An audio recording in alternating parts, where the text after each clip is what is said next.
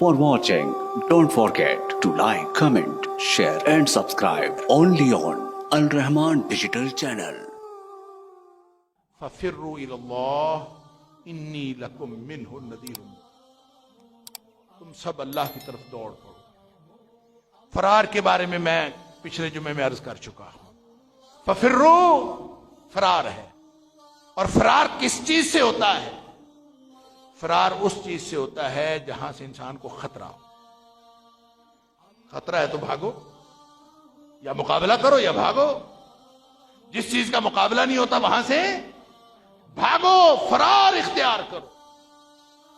سامنے شیر آیا ہوا ہو، آدمی نہتا ہو، جنگل میں ہو، اکیلا ہو، تو کیا کرے گا؟ بھاگے گا۔ تو جتنے خطرناک معاملات ہو سکتے ہیں، اللہ کریم نے اس سے پچھلی آیت میں یہ فرمایا وَمِن كُلِّ شَيْءٍ خَلَقْنَا زَوْجَيْنِ، ہم نے ہر چیز کے جوڑے جوڑے پیدا کیے۔ اگر ایک امن کی کیفیت ہے تو اس کے مقابلے میں خوف کی کیفیت، اگر کہیں اجالا ہے تو اس کے مقابلے میں اندھیرا ہے، اگر کہیں دن ہے تو اس کے مقابلے میں رات ہے، اگر کہیں کیفیتیں خوشگواری کی ہیں تو اس کے مقابلے میں خوف اور خطرے کی کیفیتیں بھی ہیں۔ یہ سارا کچھ اللہ نے بنایا ہے۔ لہذا جب انسان کو خطرے کی کیفیت ہوتی ہے، جب انسان کو مایوسی کی کیفیت ہوتی ہے، انسان امید کے بجائے مایوس ہو جاتا ہے، پریشان ہو جاتا ہے، دنیا کے سارے جتنے اس کے پاس وسائل ہوتے ہیں، جتنے اسباب ہوتے ہیں، وہ سارے اسباب استعمال کر چکا ہوتا ہے، اور اس کو سمجھ یہ آتی ہے کہ میرے تو دکھوں کا مداوا اس دنیا میں ہے ہی کوئی۔ ساری دنیا میں سارے اسباب موجود ہیں، لیکن میرے دکھوں کا مداوا کرتا اللہ۔ اقبال نے اس کو کہا ہے کائنات کا ہولناک سکوت۔ یہ کائنات کی ایک ہولناک خاموشی ہے۔ اللہ، شور ہے دنیا میں، لیکن مظلوم کی آہ سننے والا کوئی نہیں۔ اور اس پوری کائنات میں سارے شور کے باوجود جب کسی کی آہ نہ سنی جا رہی ہو تو یہ شور نہیں ہے، یہ ہولناک سکوت ہے۔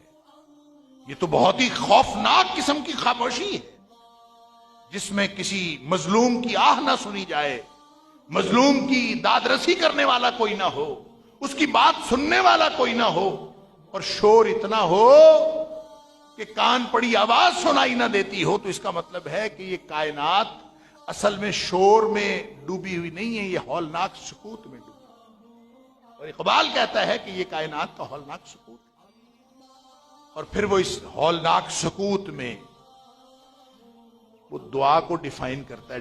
دعا کو وہ کہتا ہے دعا کیا ہے؟ دعا دراصل ہے ہی اس طرز عمل کا نام کہ انسان کو کسی ایسی ہستی کا ادراک ہو جائے، ایک ہستی ہے کہ کائنات میں کوئی سننے والا نہ ہو، ساری کائنات بہری گونگی ہو جائے، وہ میری آواز سننے والا پھر بھی ہے۔ اللہ، جس نے اعلان کر رکھا ہے اجیب دعوت الداعی اذا دعان، تم پکارو تو صحیح، میں ہر پکارنے والے کی پکار کو سننے کے لیے تیار بیٹھا۔ اللہ، تو اس کائنات کے ہولناک سکوت میں جب خطرے ہی خطرے ہیں، مایوسیاں ہی مایوسیاں ہیں، تو پھر دوڑو نا، پھر دوڑو، ان خطرات سے بھاگو۔ اگر خطرات کا ادراک ہے تو پھر بھاگو، اگر خطرے کا ادراک نہیں ہے، بچے کو بچہ ہے چھوٹا بے سمجھ، اس کو نہیں پتا کالا ناگ بھی ہوگا نا اس کے پاس، وہ اس سے کھیل رہا ہوگا، اس کو نہیں پتا کہ اس میں کتنا خطرہ ہے۔ جس کو معلوم ہے اس سانپ کی اور اس کالے ناگ کی جو زہر ہے، جس کو معلوم ہے کہ یہ کس قدر خطرناک معاملہ ہے، وہ شور مچا رہا ہوگا۔ بچے کو مسئلہ ہی کوئی نہیں ہے، اس کو پریشانی۔ اگر سمجھ ہے، اگر شعور ہے، اور اللہ کریم فرماتا ہے کہ وَمِن كُلِّ شَيْءٍ خَلَقْنَا زَوْجَيْنِ لَعَلَّكُمْ تَذَكَّرُونَ، یہ ساری کائنات ہم نے تمہارے شعور کے لیے جوڑا جوڑا پیدا کی ہے، تاکہ تم ایک چیز کو دوسرے کے مقابلے میں سمجھ سکو، اور اگر سمجھ لیا ہے تو پھر پریشانی تو ہونی چاہیے۔ اللہ اکبر۔ سورہ آل عمران کی آیات کا حوالہ میں نے پچھلے جمعے میں بھی دیا تھا کہ کائنات کو دیکھا، ان فی خلق السماوات والارض واختلاف اللیل والنہار لآیات لأولی الالباب الذین یذکرون اللہ قیاما وقعودا وعلی جنوبہم ویتفکرون فی خلق السماوات والارض۔ زمین و آسمان کی پیدائش، رات دن کا آنا جانا، اس میں عقل والوں کے لیے نشانیاں ہیں۔ عقل والے کون ہیں؟ جو کھڑے بیٹھے اپنے پہلوؤں پر لیٹے ہوئے بھی اللہ کو یاد کریں، وہ عقل والے اپنے اللہ کو یاد کریں۔ کیوں؟ اس لیے کہ زخموں کا، دکھوں کا مداوا کرنے والا اور کوئی ہے نہیں، تو وہ صرف اللہ کو یاد کرتے، پھر ان کو پوری کائنات سمجھ آ جاتی۔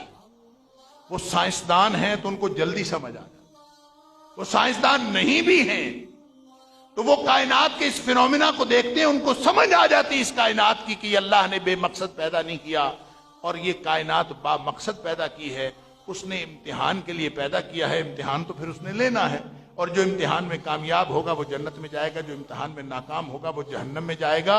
تو فوراً زبان سے کیا دعا نکلتی ہے؟ ربنا ما خلقت ھذا باطلا سبحانک فقنا عذاب النار۔ اللہ، یہ تو نے جہان باطل پیدا نہیں کیا، فضول پیدا نہیں کیا، تو پاک ہے، تو ہمیں آگ کے عذاب سے بچا۔